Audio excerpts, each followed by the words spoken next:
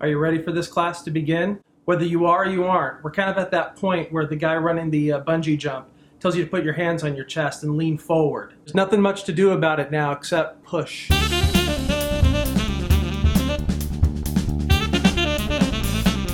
Hey everybody, welcome to CIT 12, Computer Literacy. My name is Brian Baker. I'll be your instructor for this course.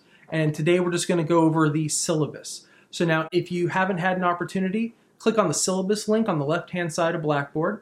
There you'll be able to download a PDF copy of the syllabus, print it out, or just put it up on screen while you're watching this so that you can kind of follow along. So like I said, my name is Brian Baker. I've got a master's degree in computer science from Fresno State. And my master's project was an iOS app, so an app for iPhone. It was a GPS-enabled tour guide app for the Arboretum at Fresno State. An arboretum is just a fancy word for like a museum of living trees. Anyway, computer programming is something I'm still really into and something I really enjoy. I think it's a lot of fun. I think it's a great career choice. This class won't go into anything as in-depth as computer programming. It's really designed to be more of an introduction to technology for people who aren't going to major in technology. Technology is going to influence pretty much any career path you choose. And so we want to make sure that you're prepared for what you're going to see in the workforce. My office is in the old administration building, room 220 upstairs. I've got office hours there Tuesdays and Thursdays from 10 o'clock to 11:30. But I've also got a virtual office hour on Fridays from noon to 1. So if you find it more convenient, during that time, I'm going to be sure to respond immediately to any emails or text messages or calls I might receive from students. And yes, I said you could text message me. My Google Voice number is right there in the syllabus. Feel free to call or text message anytime. Students usually find it easiest to text message. That's the way they're used to communicating with people. So feel free to contact me. It's a great way to get a hold of me, especially when there's something that's a little bit more immediate than email. Like for instance, something's supposed to be there in Blackboard and it's not there. Text messaging me, I could probably solve that problem in just a couple minutes. That's a perfect time to send a text message. So what are we going to cover in this course?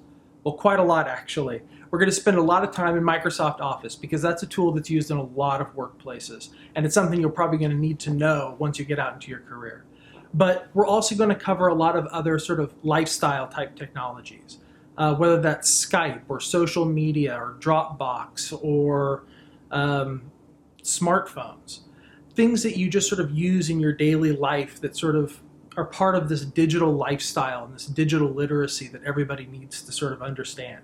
What we want you to do, or a common thread you're going to see running through this class, is the idea of knowing what tools are out there and how you can use those tools to solve problems, whether that's at work or in life.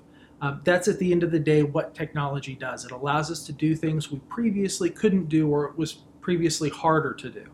And so knowing how to use technology in order to solve problems is just going to make you a more valuable employee. It's just going to lead to potentially a richer life. And so we want you to feel more comfortable with technology. Now for some of you that just means taking what you already know and becoming more proficient, doing more with it, or doing more at sort of a higher level. For some of you, it means just being less afraid of technology, learning to sort of accept it in your life and accept that role. And honestly, I'm okay with that. That may be enough to get you sort of to that next level.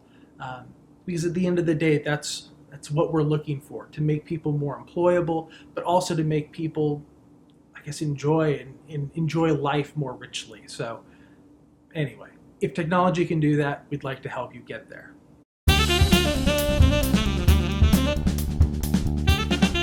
So our textbook for the course is a bit of a two-parter, right? We are going to use Technology in Action. The introductory version only covers the first 9 chapters. But you're also going to need My IT Lab. My IT Lab is sort of an online simulation program for Microsoft Office.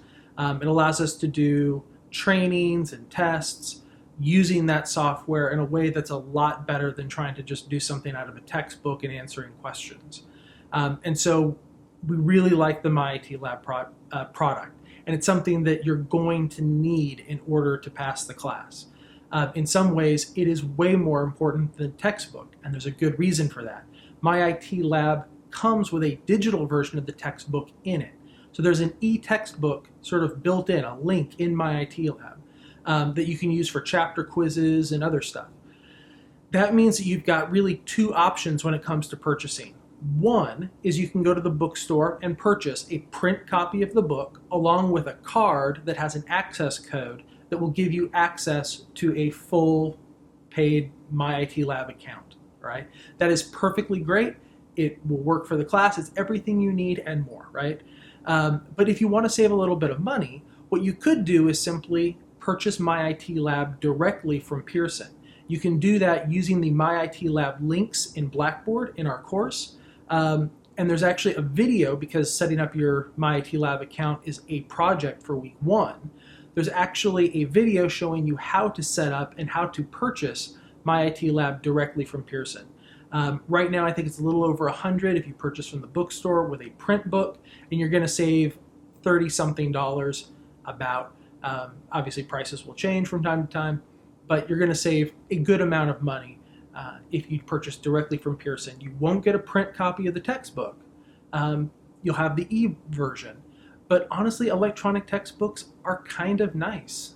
There's a version you can get on your iPad or Android tablet if you happen to have one. But even if you're just using it right there on the website, e-texts have options like search fields, for instance, that can make taking quizzes a lot easier, especially when our quizzes are open book. So anyway, consider saving the money and purchasing directly from Pearson. But if you want a print copy of the textbook, and a lot of students do, and there's nothing wrong with that, then go ahead and just purchase from the bookstore. Technology in action along with My IT Lab. Now, before we get into sort of the graded assignments in the course and what they are and what they mean to your final grade, let's first talk about my late work policy, because that's going to influence a lot of how you think about these assignments. All right. It actually comes from seeing this interview with somebody at Google. It was a manager at Google. He was being interviewed by a woman, and he was showing her around the campus, right? He took her to, the ping pong tables and the arcade and the restaurant and the beach volleyball courts and the gym and all of these different amenities. He told her about how Google doesn't have time clocks. People come in, they leave. You can start work whenever you want. You can end work whenever you want, right? There's nothing wrong with going home early. There's nothing wrong with coming in late. They don't care about that stuff. At this point, she sort of looks to him and says, oh, well, I mean, with all this flexibility, with all these amenities, I can't imagine I would ever get work done. And the guy from Google sort of looks at her and says, oh no, we have very sophisticated methods of determining employees' productivity, right? What he was saying was, our work is just different than your work. It's different than how we think of work. We think of work in this industrial mindset, right? In a place where you would go to a factory, literally a whistle would blow to determine whether or not you were on time or late. Once you got there, somebody told you what to do, how to do it, when to do it. Everything, and usually involved yelling, right? It was, you are just working, doing exactly what I tell you at all times. Managers would usually, if you ever see, old Hollywood movies about factories, right? Or actually work at a factory, they still do exist. A lot of times managers have these offices that are above the factory floor with big windows, so they can sort of look out on the factory floor and see who's slacking and who's working. They can yell at them to work faster, right? That sort of work style really doesn't exist for current professionals, right? Now, those jobs still exist, right? There are still jobs where you go in, somebody tells you what to do, when to do it, how to do it, and they just sort of keep writing you all day long, right? Those jobs exist. You're probably not going to college so you could get one of those jobs. I am fairly certain you are capable of getting one of those jobs right now. You don't need college for it, right? In the professional world, Employers are really looking for somebody who is self-motivated, who is organized, somebody who they don't have to tell them constantly what they need to be doing and how they need to be doing it and when it should be done by. There's, sort of a different work style. We've actually turned calendar into a verb. Calendaring. I need a calendaring app. I need to calendar you in for, the idea that workers really do control a lot of the aspects of how they work, but it's all on you, right? It's your own self-discipline, your own organization. It's a different skill set. In some ways, it's actually a lot harder than just showing up at 8 o'clock and having somebody say, do this, put those there, have this done by this time. You really have a lot of flexibility. And with that responsibility, or with that flexibility, comes responsibility, and it's all on you. And so we want this to be sort of, in a way that you can learn those skills as well. And so we have a system. Now this actually works beautifully with online courses because it's part of distance education, right? Distance education courses are hard, not because something about taking them online makes them harder. It's hard because it's entirely on you. It's all about self-discipline. If you never want to open the browser, you'll never see me. Nobody yells at you. Nobody is telling you to do your homework. You actually have to go to see what needs to be done and then find time in your week to do it. Now, it's great because it's super flexible, right? If you want to do the work at midnight, do the work at midnight. That's great. If you want to do the work on Thursday mornings, you can do the work on Thursday mornings. Oh, but I work at these hours. Well, do you work on Wednesday afternoons? You could do it then. You could do everything on the weekends if you have a really busy work schedule during the week. Lots of flexibility. But you just have to get it done, and you have to get it done on time. And so my late policy sort of reflects that. The idea is that you're going to see folders under weekly content. Weekly content, it's a link on the left side of Blackboard, is where you're going to spend most of your time in this class. When you click on weekly content, you will see folders or links to particular weeks. All right. This first week, you're only going to see one because there's only one week, right, that we've had so far. But then starting next week, you're going to see that week's folder and this week's folder. And then when week 3 comes around, you're going to see the week 3 folder and the week 2 folder, but the week 1 folder will have gone away. The idea is that I expect you to do the work for a week in the week in which it's assigned. So if it's week 6, you should go to the week 6 folder, and every assignment that you see in the week 6 folder, you should have done by the end of week 6. Now my weeks go from Monday to Sunday. So midnight on Monday, all the way to 11:59 p.m. on Sunday is a week. So in week 6, you should do all the assignments for week 6. You've got plenty of time. You can schedule stuff around. Great. But what if something big happens? What if the kids get sick, or you get sick, or you decide that you want to go to Disneyland with the kids? I mean, that's perfectly valid too. What if something bigger happens and you just need to sort of reschedule and shuffle? The idea is that every assignment has a 1-week late period, with the exception of the last week of the course, just for clarity's sake. The last week of instruction does not have a late period because the class has to end and we have to submit grades, right? But for every other week, right, for most of the weeks in this course, there's a 1-week late period after the initial week. So you're always going to see last week's folder in the weekly content area. The penalty for turning something in late is nothing. There's no penalty. You can turn something in up to a week late, no penalty whatsoever. The problem is that once that folder disappears, those assignments expire. You've essentially gone past a deadline and then past a second deadline, and at that point you can no longer turn anything in. Right? So it's like a grace period, a 1-week grace period after a week. If something happened, if you were sick, or if something was going on, you can always make up those assignments. But again, once they're past 1 week late, they're gone forever. You get a 0. There's a lot of flexibility, but with some hard deadlines. But it gives you the tools that you need to sort of, again, calendar in, when can I do this work? When am I going to be available? to get stuff done. Maybe you have to go out of town for business.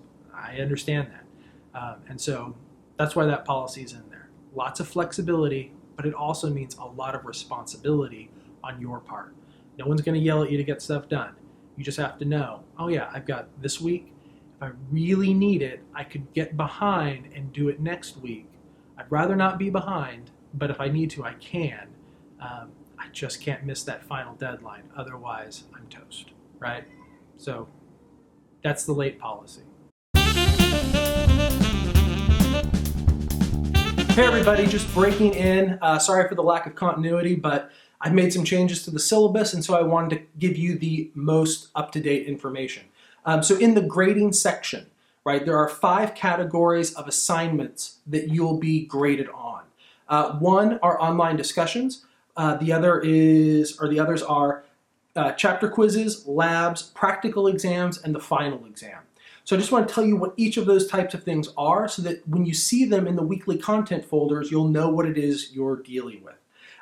So the first one, discussions, online discussions. There's one about every week.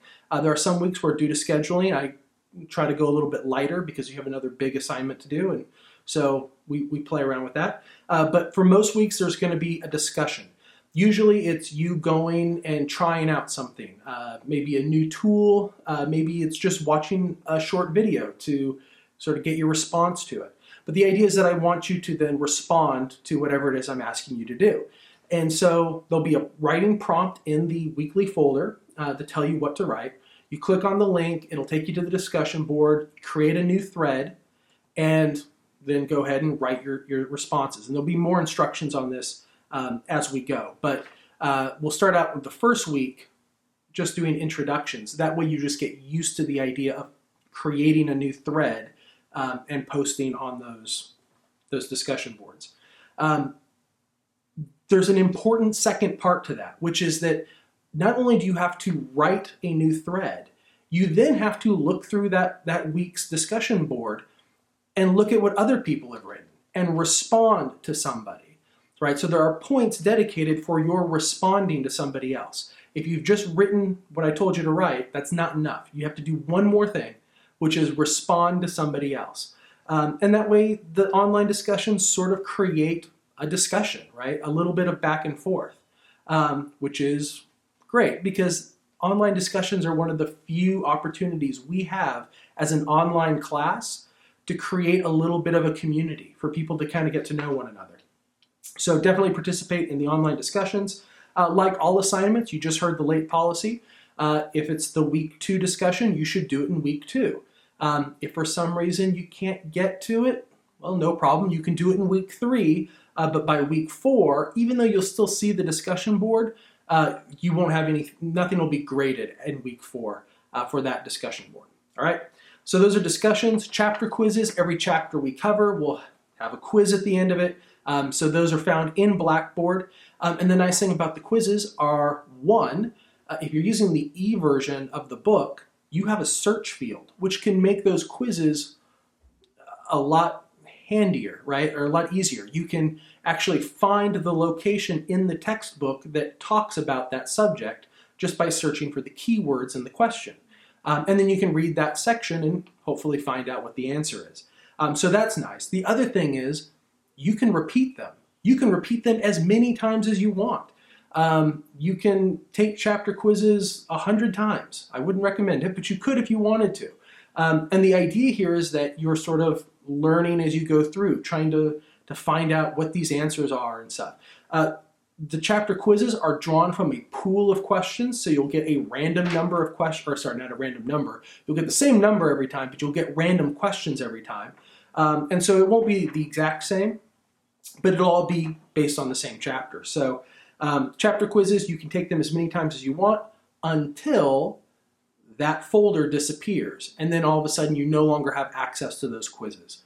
So just remember, if it's a quiz that's assigned in week 3, you can do it in week 3. You can do it in week 4 if you need to, but by week 5, it's gone. All right.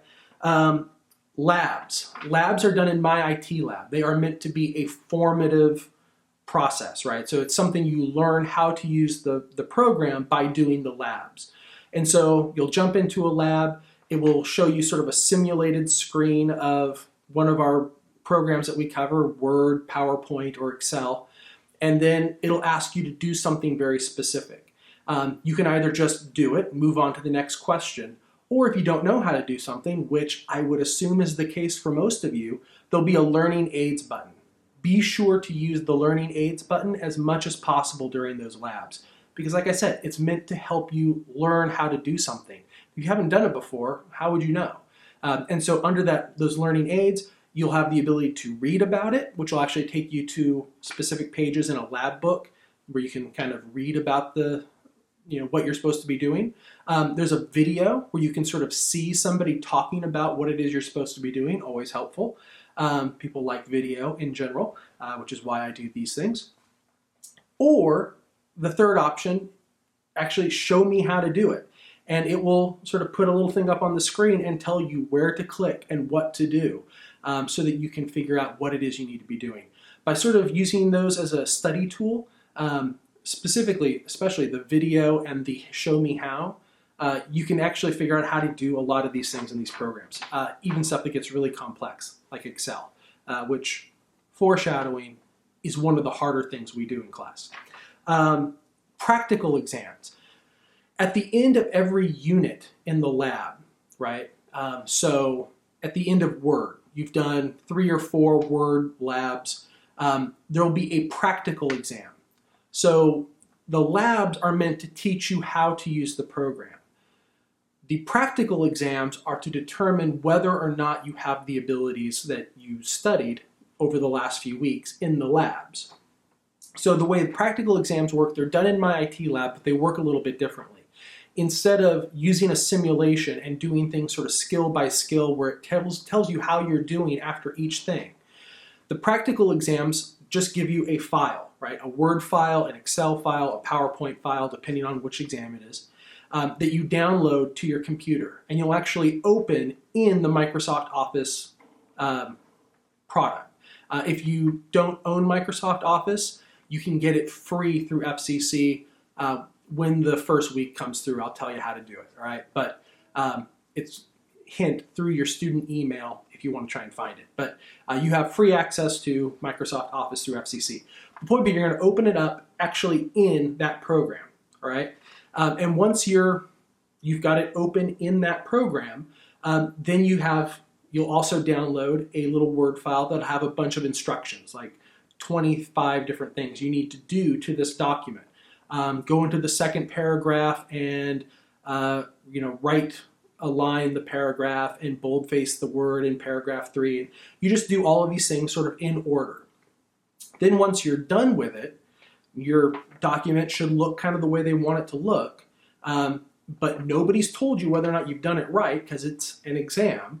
Then you upload that file to My IT Lab, and it will grade it for you automatically and tell you how you did, how close you got. There are some times where I need to go in and sort of tweak things. There are just a few mistakes that students somehow find a way of making where that mistake actually causes something else to be marked wrong, even though you did the second thing right. So I check for that stuff, but needless to say, it's a slightly different process, and you won't have that sort of instant feedback for each thing you're doing. Also, unlike the labs and quizzes, you don't get to repeat it multiple times. You get one submission. So it's a different process, but each one of those is worth 5% of your final grade for a total of 15%. But you should feel confident once you've gone through the labs. Everything it asks you to do is specifically in one of the labs from the previous weeks. So if you've done well in the labs, you'll do well in the practical exam.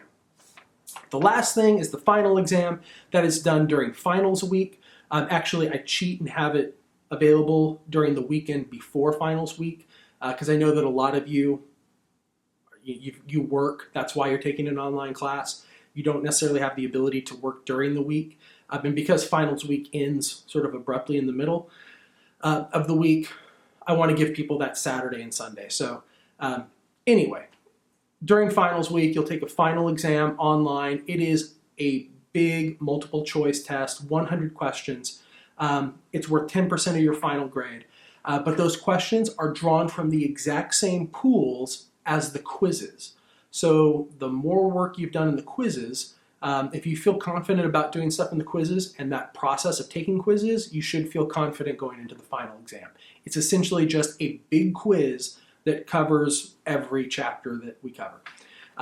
It's also, by the way, standardized, so every single CIT 12 student on campus will be taking the exact same final exam during finals week. So that way we can sort of, judge quality and make sure that we can figure out what our students need help in as we go from semester to semester. So anyway, discussions, chapter quizzes, labs, practical exams, final exam, those are things you're going to be covered. For most things, right, with the exception of the final exam and the practical exams, everything you have the ability to repeat. You have the ability to do it over again. And because you have that 1 week late period, you've got a lot of flexibility. So if you take a quiz and you don't like the way your score turned out, no problem, just take it again. If you're doing a lab, the labs, the way they're set up, for each question that it asks you, if you happen, it says to boldface this word, and you highlight the wrong word and you hit boldface, or you highlight the right word and you hit italics or something, or some other button that doesn't work, it'll say, well, that was incorrect. And it'll send you right back to that question. You can repeat that question like 10 times before it'll say that, nope, you got that question wrong. So you get 10 shots at every question, and when you're done with all the questions, if you don't like your score at the end, you can just redo the whole thing. It's a learning process. For some of you, you will jump into a lab and you'll be done in 15 minutes, 15, 20 minutes. You're just flying through stuff. You probably already know how to use the program. In that case, in which case I'd wonder, why aren't you taking CIT 15 or a more advanced class? But, and for some people, you just need more time. The beautiful thing about this process is you can do it anytime you want. You can do it anywhere you want. If you're on the beach, you could, I don't know why you'd want to do your computer class homework on the beach, but you could. You can take as much time as you want. You can repeat stuff as you want. So every person can sort of learn at their own pace, which is the beautiful part about being online and having an online class.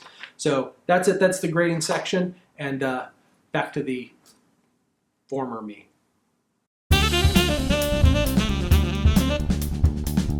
My drop policy is really simple.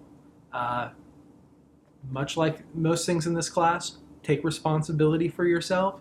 If you do not want to complete the class, be sure to drop the class yourself.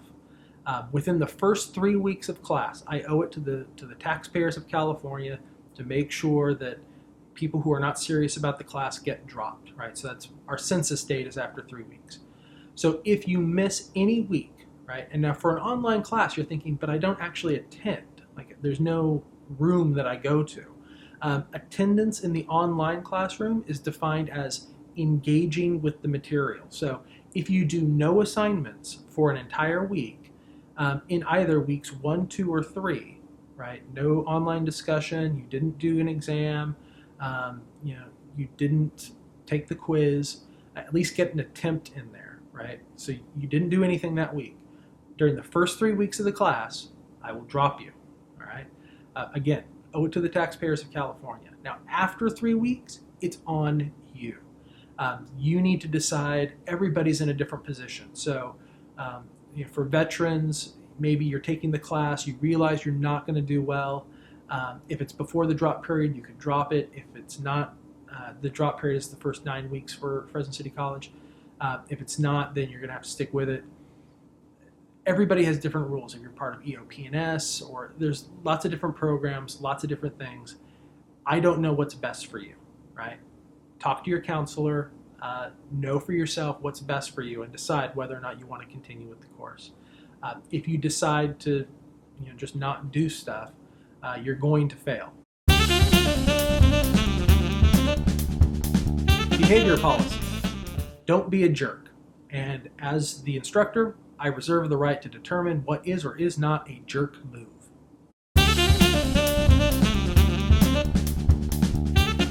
Cheating is any attempt to take credit for the work of others. So don't cheat. Cheaters never prosper. Classroom policies don't apply to 2/3 of you. So the 1/3 that it does, you should read the paragraph. Lastly, my syllabus ends with a full 18-week schedule for the course. It is a tentative schedule, meaning that I could change it. I should tell you right now, I never change it. This class runs like a Japanese bullet train. It is always on time. Maybe that'll change at some point. I am doing a lot of new things with video and trying to change the formats of my lectures. Believe it or not, you're going to be a lot better off than past students where my video lectures were actually just video recorded versions of my live lectures, which means 50-minute to 60-minute videos. And I could tell from the Google demographic or the Google Analytics, nobody was actually watching the whole thing. So we're going to try some new things that may cause some issues with the schedule. We'll play with it, we'll see. But just so you know, the schedule that you see, it's tentative, but it's pretty firm. So if you ever want to know what you need to be doing in a class, you can always check the schedule. The better thing to do is to just make it a habit. Whatever day it is you're going to choose to do your schoolwork, log into Blackboard and click on the weekly content folder or the weekly content link on the left side of Blackboard, and that will open up your weekly folders. If it's week 6, you click on the week 6 folder, and in there it will have listed everything you need to do for that week in order of the sort of best way of doing it. So you can do it whatever order you want, but think of it as a checklist, right? If you've done everything in that folder, you are good for the week, all right? So that's sort of the schedule for this class. So that's it. That's the syllabus. Hopefully you've got a better sense of what we're going to try and do with this class, what is expected of you for this class, and what you can expect from me for this class. Every week there's going to be new content posted. There's going to be a new sort of welcome video in the announcement section that will tell you on a week-by-week basis sort of an overview of what it is you need to be doing that week, what happened last week, and I'll even take an opportunity to ask them or answer some questions from students. So make sure you're checking these videos, watching these videos. This one was a little bit longer than our normal videos, but the syllabus is a big document, and for legal reasons we have to cover a bunch of it. So regardless, hopefully you feel like you're a little bit more informed, and if you have any questions, be sure to email me and I'll get back to you as soon as possible. All right? Have a great week 1, enjoy your other classes, and yeah, we'll see you online.